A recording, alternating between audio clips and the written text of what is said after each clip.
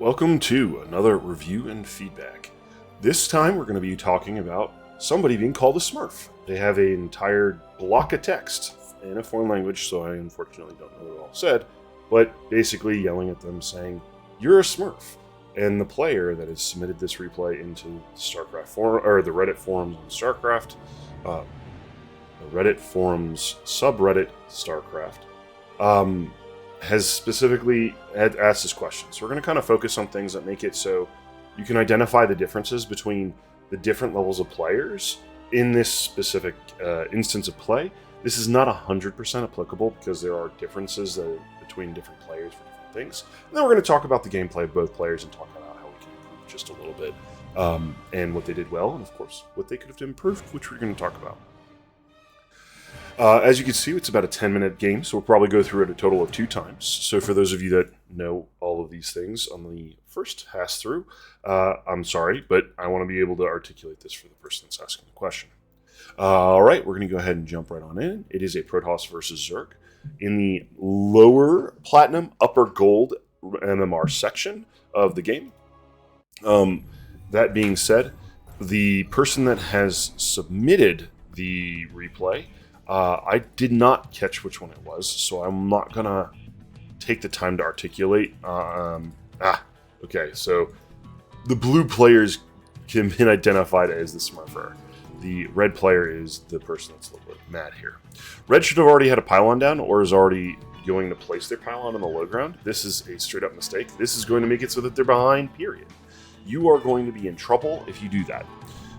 You want to be able to place your pylon literally as you get the resources, not when you have enough for a second pylon. The reason being is that the timing of what you do is going to slow down everything that you're doing. Chatting, in this instance, for gold and platinum players is going to be something that slows you down significantly. And it's going to be very obvious that you're going to be missing things. They're missing supply, they're maxing out their supply, they're not having their unit out ready to build that next step. They are in a position where they're making kind of just mistakes in general. That is the Protoss player.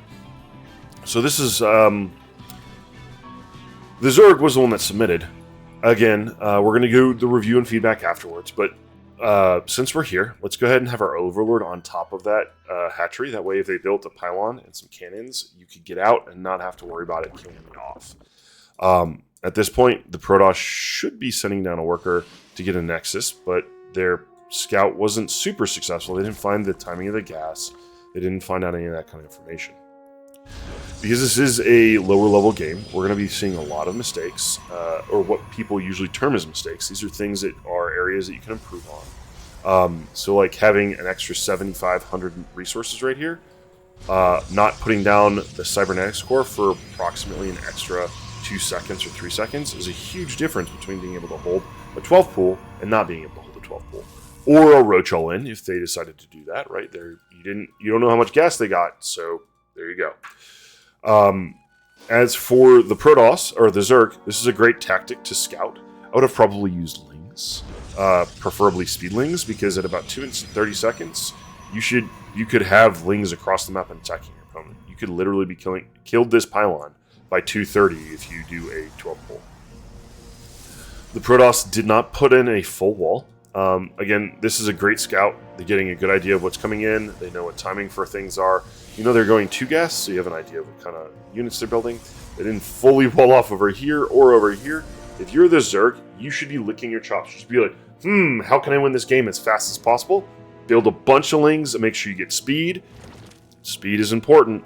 And get across the map. You can get inside, killing off all of their workers, because guess what? There's a hole here, there's a hole here, and this zealot isn't going to do it. So you would be able to get inside with 30 lings easily, kill off his entire mineral line, and just win the game outright. Obviously, we're at that platinum and gold level. So things that we're looking at to see that kind of level is late floating resources. If you see a lot of floating resources, that goes up to about mid-plat, upper and lower diamond. You're going to have floating resources. Once you figure out how to spend your resources, you start to gain quickly above into the diamond zones. Mind you, you're going to hit a lot of other walls once you get to diamond, but fair warning, spending your money is super, super important. Basically, you want to keep it at a planned resource. Other things to note is how often they're getting supply capped. So this 44 out of 43 that turned into 43 out of 44 with only one Overlord on the way as a Zerg and having lots and lots of nice. Nope, those Lings would have won that. You should have just had your Lings attack that. It's okay to lose one or two of the Zealot while you did that. The Queen should have also fought because it can soak some damage and not die. Sorry. The way the combat happens, for example, all the things I just mentioned, the lack of creep spread for Zergs, the timing of expansions, the lack of shield batteries, there's only one. This is okay. This wall is just really terrible. Like, it's just really, really bad. Because there is a double hex versus a single hex. This should be cubbied up against over here, and you should use your buildings as the gap. It's a lot easier to manage that one hex versus it being on the literal ground of the map. Other things that are missing are like things to note in your skill checks. Between Diamond and Masters is when people really get good at this, is when you have that specific timer to put down your spore crawlers, especially if you know your opponent's going Stargate. Oracles do so much damage so fast that if you have one spore crawler and your queen in each line, you can still lose 2 to 3 drones if they're managed and controlled properly. So like, just scary things. Upgrades are good. That's actually a pretty good timing for them. Really late on the hatch. This should be your 4th base at this point. So slow to expand, slow to gain resources, supply cap unnecessarily. These are things that you could just kind of expect when you play games of StarCraft at this level. People just not hitting their caps. Being supply capped is one of the biggest problems. Protoss does a really good job generally of not getting supply capped, because as you expand and grow, you build pylons naturally. So you can see they have a 40 supply overhead, but they're not constantly producing things, right? Like, oh, where's my extra Stargate production? I built 2 warp gates. Why aren't I producing extra warp gate units constantly? There's cycles that are down in the production cycles. That's going to be another indicator of somebody that's not quite that good at the game. You can see that their worker production is slowed for both players. They're not constantly building stuff. The larva count isn't always being completely consumed. Mind you, it doesn't always need to be completely consumed. You just need to be cognizant of what time your opponent's going to attack you with things. So, like, the Oracle should have already hit. The Phoenixes should already be killing Overlords and sharking around on the map. The third base that they have should be pretty close to saturated, while your third base or 4th base should be pretty close to saturated. Again, and macro hatches are nice. I don't really use them very often because I am super focused on getting my injects really, really well. And I'm focused on, and part of my cycle also has me expanding my creep in that. So macro hatches, I just tend to place as additional bases because my creep is just so far out. Right now, you have no early warning system, which is what creep does, beyond just connecting your bases. I prefer, even against Protoss, to continue to expand my creep very far, very fast.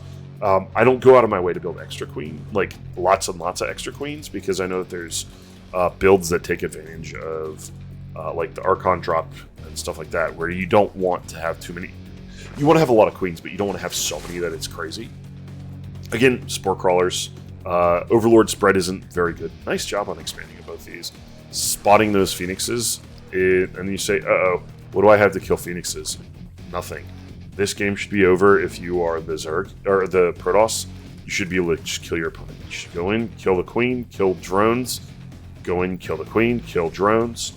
Go in, kill the queen, kill drones. Or just kill all the Overlords, because they're all over the place. They're kind of spread out in a way that makes them all stacked up. That's going to be really bad.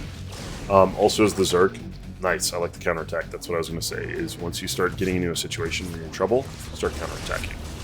I like how they picked up the larva accidentally. Big army out front. The stasis ward was great. I'd move out of the way for these Banes, because those Banes will crash through and do a really, really good job of just destroying your opponent, which obviously you can see them doing that. The downside is now you have no DPS, essentially. Also nice, taking out the pylon, making sure all the energy's gone. This is might actually be a good game because Phoenixes can't kill Lings. So that Oracle, once it's out of power, is not going to be doing anything else. You're killing a bunch of workers. I would pair off a handful of these. Set them in here. Same with checking for other bases, right? You want to make sure that your opponent is... You know what your opponent's up to and where they're at on different things, making sure they haven't expanded, yada, yada, yada. All right, sorry. Other things to identify. You can see all these Phoenixes with all this energy. That Oracle with no energy. The fact that the Oracle has no energy is awesome. Zealots with a bright play. Having cannons in your main mineral line is kind of weird. Little things that you're going to be identifying and saying, this is something that's odd. If you, as soon as you see the shield battery overcharge going, get out. Don't fight it. It's never worth fighting on top of. Yeah, you got an extra 2 or 3 kills, but like these will literally never die. There's all those things. Go check for other bases. Do something else with your units. That being said, you're doing a great job of just continuously flooding. You're in your opponent's face, making it so that they can't wage war after the fact. I would have killed all those zealots. Yeah, there you go. Just ran by it with a few, and now you're just getting them all. Split up. Just only grab a handful. You don't have to grab all of them. Also, you see your opponent going over here. Time to go there. Things that you see when players are in that gold diamond level, they don't catch things that you'd see, right? If we go and look at this person's view, where's their attention? They're in a fight that they can't control. They're not actually controlling anything, right? They're just letting their Lings attack and you kind of watch the fight. What you should be doing is you should take a handful of those Lings, just box grab, right? Doesn't have to be anything special. And take right click to move, and then A to have them attack.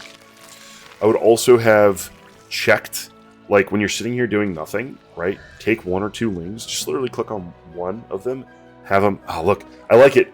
Exactly what I'm talking about. So you actually have a good idea. You know what you kind of have an idea that your opponent's got more than you would expect, especially since you killed their natural and you killed most of their workers in their main.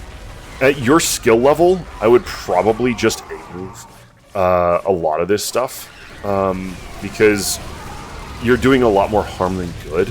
Like, imagine if half of these Lings were just attacking the minerals. Ooh, I like. Get those Banes in there. I'm gonna stop watching. I want to see if these Banes actually get there. So this is where you kind of like things to improve, right? That you'll learn is how do I move my Lings out of the way so my Banes can do their job, which you've now done twice. Although also this guy's gonna scream smurfing. There's nothing here that indicates smurfing. If you look, he's floating a ton of money. His supply isn't maxed out. It's 11 minutes. Things that make it so that, yeah, don't be a dick. Like, you don't have to say easy. You can just say no smurf. But like, all right. So things to identify if you're looking at a smurf. You will know if somebody's significantly better than you or not. It's just you just go in and you feel it. Things that make it so it's easy for me to identify.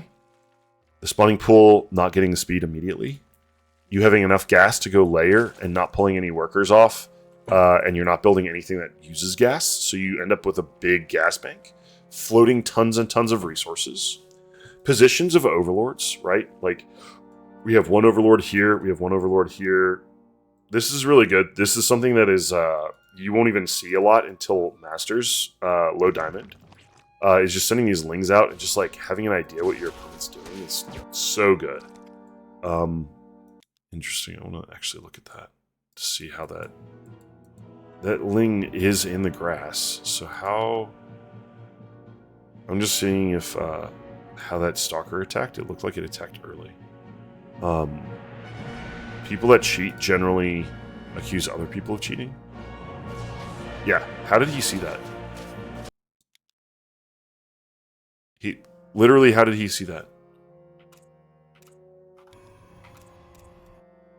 I'm on his vision. I guess he's a little bit far forward. This is unfortunate. I don't know how that actually is seen. I thought the grass you couldn't see through. Maybe you see the full... Yeah, it doesn't show... It's just a tiny bit far forward. That's all. That just looked weird. Sorry. I know the music stops every time that I pause. Other things that you notice for skill levels. What is this attack? This isn't going to kill a queen. A queen, or sorry, 2 queens. And you know that they have 2 queens. Why would you attack here? If they had 4 stalkers, or 5 zealots and a stalker, I could see it. But it's literally a stalker and a zealot. Like, you're just going to get crushed. I do like the expansion behind the attack. Like, the wall being broken is going to give away skill level. Idling units that are important for timing are going to show different skill levels. Oversaturation is normal up until Diamond and sometimes Masters. Again, we said floating resources. I'm trying to think of what else is really... Your Sim Cities are questionable. Like, if you're playing against... This is against a Terran, right? This is a totally different instance. This has nothing to do... No bearing to this map. Or this game. But having, like, a wall for the jump up. Having spotter pylons around your base is, like, great to make it so that your opponent, they see it and they'll turn around a lot. But, like, no discernible tech tree. They just, like, built to Stargate, and then they kind of were like, I'll go back to Gateway units. Like, there wasn't a clean path. Like, there's no, like, I'm going for this build where I max out at this point with this many units. Getting supply capped. Supply caps happen for everybody, but if your opponent's not pressuring you and not killing your supply, you should never be supply capped, right? Like, this should never happen. If you're just... Imagine you're playing against nothing. Like, you literally make a game, you start a match, and then you just go play with no AI, nobody else. When it insta ends, you just say return the game. You just play the game, and you just play it. You should never get supply capped before you get to 200. If you get supply capped, with the exception of your first supply depot as Terran, and the very short period of supply cap you get as Protoss, there is never a point that you should get supply capped, period. I think it's the second pylon is when it is. You get like a moment or two where your probe production with a chrono boost catches up. Those are the only 2 times that I think are like, you're doing your build correctly and it's okay to be supply blocked. And I'm literally talking for like 1 to 2 seconds, and that's it. So that kind of thing is like, it just, you got to be aware of your supply. Make sure you don't get supply capped. I make this mistake all the time. I'm a diamond player. It happens, right? Okay, so good, bad, and ugly. The good. You responded to what you saw. He came over with phoenixes and you attacked with a bunch of lings.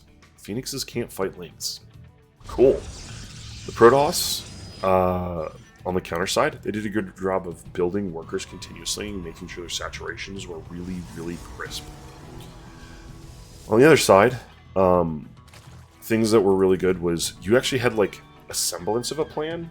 You were like, I want to go Ling Bane, and you kind of followed that. You just needed to clean up the efficiency of it, right? Like, if you had another guy in gas, you built the extractor first, you had it being extracted the whole time and then pulled out of gas, you could have gotten metabolic boost significantly faster. As an example of like how to improve your build order. But like you were like, I want to go Ling Bane, and you went Ling Bane. That's a really good thing, because it means you have a goal in mind and follow.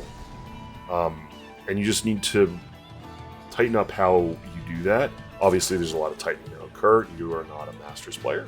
A Masters player has a little bit of tightening up, relatively speaking, to a gold player. But for a gold player or a plat player, there's a ton of tightening up. There's a lot of cleanup that can happen. All right, so things that can be improved, and there's going to be quite a few of them. The big one is supply capping. You never want to get supply capped if your opponent's not messing with you, and even if your opponent is messing with you, you shouldn't get supply capped. If you're being aggressive and doing the things, you shouldn't get supply capped either. Other thing to note is that, like, the other thing that I thought was really, really great was your scouting. I really liked both these lings in the grass putting themselves in the middle so you had an idea of your opponent coming to attack you. That was really cool. You decided to put a spine immediately after you lost that lane. You did a really good job setting up defense. But you forget about things like the sky, oracles, and stuff. At about 4.5 minutes, you either need to know what your opponent's doing, or you need to have, if you don't have your spores there, you're in trouble. But like, this was a good, I like this play a lot. Other things to improve would be making sure you don't over control. You don't want to have, how do I phrase this? If you're attacking your opponent, it's okay to pull back your lings and let your banes through. You just double click on a ling, or you control click a ling down below, and and you just like pull it back and then double click on it or something like that. So that way you can acquire it. You just like move them back and then attack with them again. But like, supply cap is the biggest one. Having a build order is the next biggest one. And then make sure you expand ahead of when you need it to, right? Like, you're fully saturated, you're fully saturated. This should be down before then, so that all of your workers land at this base respectfully. On the Protoss side, when you build a unit, it has to have a purpose. Your units are so expensive, you need to be doing something. So this Oracle, if you're going to do stasis wards, perfect. That's a good plan. Just make sure that you're consistently keeping them up. If you're doing Phoenixes, you need to start scouting to see where your opponent is on your side of the map. Just kind of cross this section, like slowly do slices of the map to see where your opponent's overlords are, because they should be scouting all over. Regardless, good games. There was no smurfing going on here. I didn't see anything funny. I do appreciate you putting yourself out there and having some people look at it. Best of luck for your improvement, and good job.